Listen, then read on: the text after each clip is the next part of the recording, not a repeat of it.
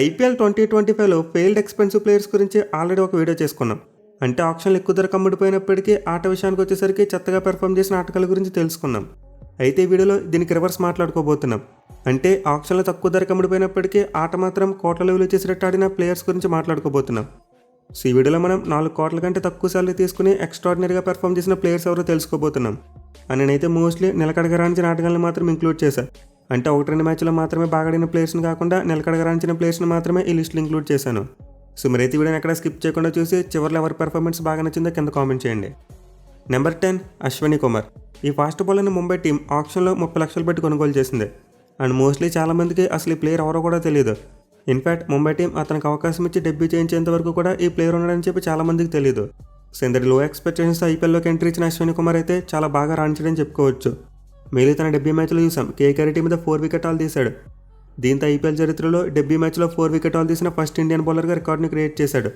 But ఆ తర్వాత చూసుకుంటే మాత్రం కొన్ని మ్యాచెస్లో రన్స్ ఇచ్చినప్పటికీ మళ్ళీ రీసెంట్గా కంబ్యాక్ చేశాడు.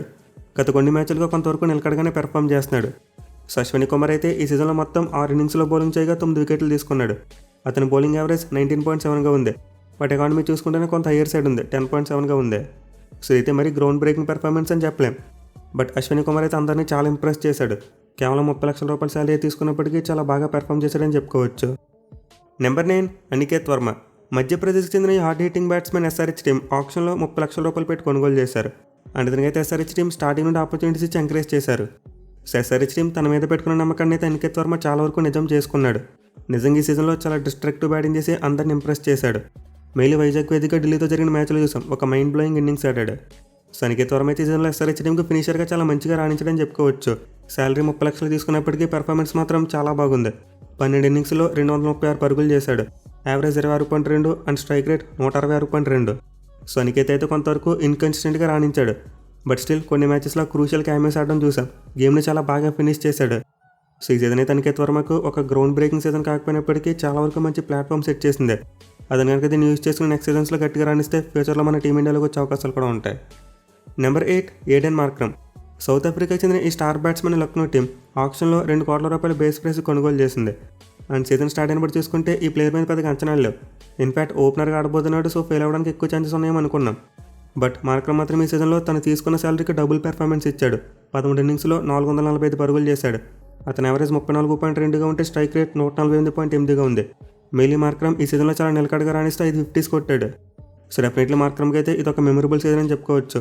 ఇన్ఫాక్ట్ తన ఐపీఎల్ కెరియర్లో చూసుకుంటే ఇదే బెస్ట్ సీజన్గా ఉంది. నెంబర్ 7 జయదేవ్ ఉనద్కట్. సౌరాష్ట్రకు చెందిన ఈ లెఫ్ట్ ఆర్మ్ సీమ్ బౌలర్ను ఎస్ఆర్హెచ్ టీం ఆప్షన్లో 1 కోటి రూపాయలు పెట్టి కొనుగోలు చేసింది. అండ్ స్టార్టింగ్లో చూసుకుంటే తనకైతే అసలు ఆపర్చునిటీస్ ఇవ్వలేదు. బట్ సెకండ్ హాఫ్లో అతను టీంలోకి వచ్చిన తర్వాత చూసాం అద్భుతంగా పెర్ఫామ్ చేశాడు.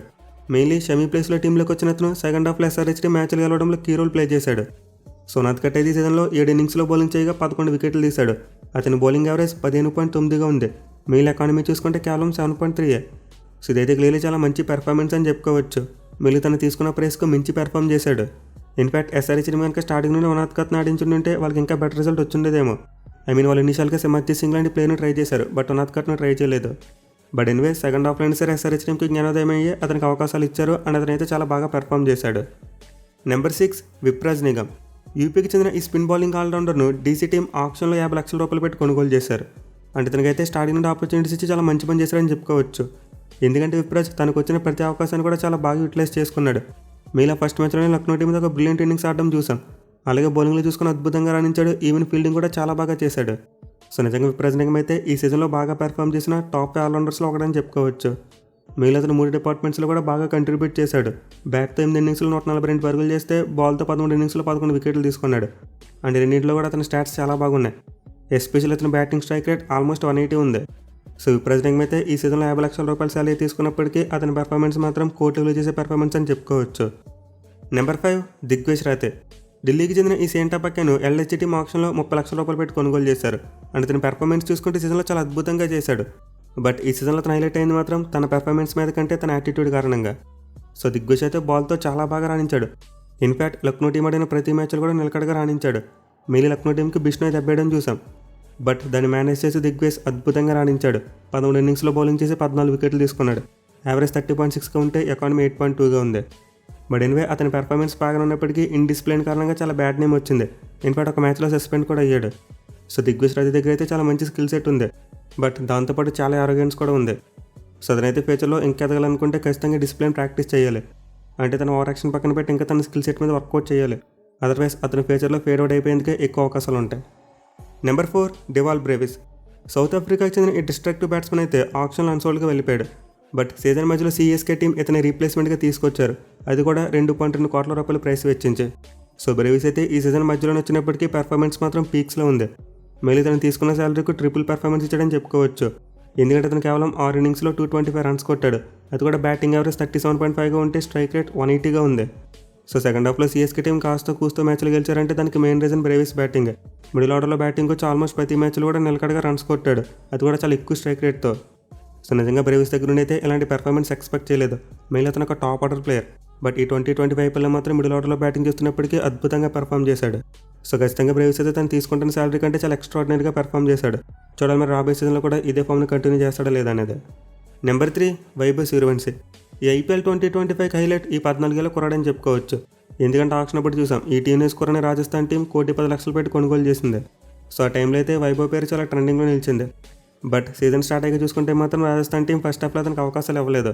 వాళ్ళ కెప్టెన్ సంజు శాంసన్ ఇంజరీ అయిన తర్వాతే వైభవ్కి ఛాన్సెస్ వచ్చాయి. బట్ ఎనివే వైభవ్కి అవకాశం లేట్గా వచ్చినప్పటికీ అతని పెర్ఫార్మెన్స్ మాత్రం పీక్స్లో ఉంది. మెయిన్లీ ఫస్ట్ బాల్కి 6 కొట్టడం చూసాం. అండ్ దెన్ 35 బంతులను సెంచరీ కొట్టి ఎన్నో రికార్డులను క్రియేట్ చేశాడు. అలాగే తన టీం ఆడిన చివరి మ్యాచ్లో మంచి క్లాస్ ఇన్నింగ్స్ ఆడడం కూడా చూసాం. సో వైభవ్ సూర్యవంశీ అయితే నిజంగా ఎవరు ఉంచిన రీతిలో పెర్ఫామ్ చేశాడు. 7 ఇన్నింగ్స్లో బ్యాటింగ్ చేయగా 257 పరుగులు చేశాడు. యావరేజ్ 36గా ఉంటే స్ట్రైక్ రేట్ 206.6గా ఉంది. మెయిన్ సీజన్లో 250 కంటే ఎక్కువ రన్స్ కొట్టిన బ్యాట్స్మెన్లో ఎక్కువ స్ట్రైక్ రేట్ అతనికే ఉంది. సో సూర్యవంశీ అయితే 14 ఏళ్ల వయసులోనే పీవచ్చమైన పెర్ఫార్మెన్స్ ఇచ్చాడు. మెయిన్ ఆక్షన్ టైం అప్పుడు ఈ చిన్న కుర్రాడికి ₹1 కోటి అవసరమా అన్న వాళ్ళందరూ నోళ్ళను కూడా ముగించాడు. సో డెఫినెట్లీ రాజస్థాన్ టీంకి ఈ సీజన్లో సూర్యవంశీ ది బెస్ట్ ఫైండ్ అని చెప్పుకోవాలి. నెంబర్ 2 ఆయుష్ మాత్రే. ఐపీఎల్ 2025 సగం ముగిసేంత వరకు ఈ ప్లేయర్ ఎవరు, ఎక్కడ ఉంటాడు, ఏం చేస్తాడో కూడా ఎవరికీ తెలియదు. ఎందుకంటే 17 ఏళ్ల యంగ్స్టర్ను ఆక్షన్లో ఏ టీం కొనుక్కోలేదు. బట్ అనూహ్యంగా సిఎస్కే టీం గైక్వాడ్ ఇంజరీ అయిన తర్వాత అతనికి రీప్లేస్మెంట్కి ఈ ప్లేయర్ను తీసుకొచ్చారు. సో సిఎస్కే టీం అయితే ఆయుష్ మాత్రేకు ₹70 లక్షల శాలరీ ఇచ్చి టీంలోకి రీప్లేస్మెంట్గా తెచ్చుకున్నారు. అండ్ అతనైతే తనకు అవకాశం ఇచ్చిన ఫస్ట్ మ్యాచ్ నుంచే అద్భుతమైన పెర్ఫార్మెన్స్ ఇచ్చాడు. మెయిన్ సీజన్ ఫస్ట్ హాఫ్లో చూసాం సిఎస్కే టీంకి పవర్ ప్లే సిండ్రోమ్ ఉండేది. మిగతా టీంలో పవర్ ప్లేలో వివచ్చంగా రన్స్ కొడుతుంటే వాళ్ళు మాత్రం చాలా తక్కువ స్కోర్లు కొట్టేవారు. కానీ ఆయుష్ మాత్రం ఎప్పుడైతే వచ్చాడో సిఎస్కే టీంకి పవర్ ప్లేలో బ్లస్టరింగ్ స్టార్ట్స్ రావడం చూసాం. అతని సీజన్లో కేవలం 7 ఇన్నింగ్స్లోనే 240 రన్స్ కొట్టాడు. యావరేజ్ 34.3గా ఉంటే స్ట్రైక్ రేట్ ఏకంగా 189గా ఉంది. సో అయితే ఆయుష్ మాత్రేకి నిజంగా ఒక గ్రౌండ్ బ్రేకింగ్ సీజన్ అని చెప్పుకోవచ్చు. తీసుకుని 70 లక్షలు అయినప్పటికీ పెర్ఫార్మెన్స్ మాత్రం కోట్లు చేసేలా ఉంది. మెయిన్ అతని కన్సిస్టెన్సీని చాలా మెచ్చుకోవాలి. ఆల్మోస్ట్ ప్రతి మ్యాచ్లో కూడా నిలకడగా రాణిస్తూ పవర్ ప్లేలో ఫ్లయింగ్ స్టార్ట్స్ ఇవ్వడం చూసాం. సో ఆయుష్ మాత్రం అయితే ఈ సీజన్లో సిఎస్కే టీంకి సెకండ్ హాఫ్లో కాస్త కూస్తూ ఊపు తీసుకొచ్చాడు, లేకపోతే వాళ్ళు ఇంకా ఫ్లాట్గా ఫినిష్ చేసి ఉండేవారు. Number 1 Mitchell Marsh. ఈ ఐపీఎల్ 2025లో తను తీసుకున్న శాలరీకు 5 రెట్లు గొప్పగా పెర్ఫామ్ చేసిన ప్లేయర్ మిచెల్ మార్ష్ అని చెప్పుకోవచ్చు.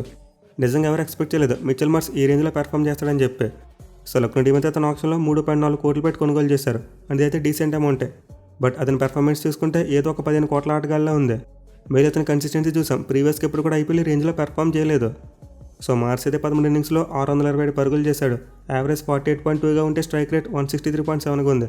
మెయిన్ సీజన్లో అతని బ్యాట్ నుంచి 6 హాఫ్ సెంచరీలతో పాటు ఒక సెంచరీ చూసాం. సో మిచెల్ మార్ష్ అయితే గత 3 ఏళ్ళు ఢిల్లీ టీం తరపున ఆడాడు. బట్ ఈ 3 సీజన్స్ కలిపి చూసుకున్నా సరే ఈ సీజన్లో కొట్టిన రన్స్ కొట్టలేదు. మెయిన్ అతని మీద అన్ని ఫ్రాంచైజీలకు నమ్మకం పోయింది. దీనివల్ల అతని సార్లు 3.4 కోట్ల వద్ద ఆగిపోయింది. అయితే మార్చ్ మాత్రం సీజన్ స్టార్ట్ అయిన తర్వాత అందరి అంచనాలను తలక్రిందులు చేశాడు. ఇన్ఫాక్ట్ లక్నో టీం రిషబ్ పంత్ దగ్గర నుండి ఇలాంటి పెర్ఫార్మెన్స్ ఎక్స్పెక్ట్ చేసింది. అంటే 27 కోట్ల రూపాయలు తీసుకున్న పంత్ ఈ రేంజ్లో పెర్ఫామ్ చేస్తాడని చెప్పి ఎక్స్పెక్ట్ చేశారు. బట్ రివర్స్ జరిగింది. కేవలం 3 కోట్లు మాత్రమే తీసుకున్న మిచెల్ మార్ష్ రిషబ్ పంత్ చేయాల్సిన పెర్ఫార్మెన్స్ చేశాడు. ఇన్ఫాక్ట్ లక్నో టీం ఈ సీజన్లో భారీ ప్రైస్ పెట్టిన అందరూ ఆటగాళ్ళు కూడా ఫెయిల్ అయ్యారు. కేవలం నికోలస్ పురాన్ ఒక్కడే బాగా పెర్ఫామ్ చేశాడు. కానీ వాళ్ళు లో ప్రైస్ పడిన ఆటగాళ్ళు చూసుకుంటే మాత్రం ఈ లిస్టులోనే 3 కనబడుతున్నారు. ఏడెన్ మాక్రమ్, దిగ్విజయ్ రాజు మరి మిచెల్ మార్ష్. ఈ 3 తక్కువ శాలరీ తీసుకున్నప్పటికీ అద్భుతంగా పెర్ఫామ్ చేశారు. సో లక్నో టీంకి అయితే ఈ సీజన్లో ఎక్కువ డబ్బులు తీసుకున్న వాళ్ళకి అన్నం పెడితే తక్కువ డబ్బులు తీసుకున్న వాళ్ళు మాత్రం అన్నం పెట్టారు. ఇక్కడ మనం లిస్టులో చెప్పుకున్న 10 మంది ప్లేయర్స్తో పాటు మరి కొంతమంది ప్లేయర్స్ని హానరబుల్గా మెన్షన్ చేసుకోవాలి. అండ్ వాళ్ళు చూసుకుంటే పంజాబ్కి చెందిన ప్రియాంశ్ ఆర్య. అతనైతే ఆప్షన్లో 3.8 కోట్ల రూపాయలు పెట్టి కొనుగోలు చేశారు. మళ్ళీ పంజాబ్ టీంకి అతని మీద బాగా అంచనాలు ఉన్నాయి. యంగ్స్టర్ అయితే తన ప్రైస్కి తగ్గట్టు అలాగే అంచనాలకు తగ్గట్టు చాలా బాగా పెర్ఫామ్ చేశాడు. 15 ఇన్నింగ్స్లో 431 పరుగులు సాధించాడు.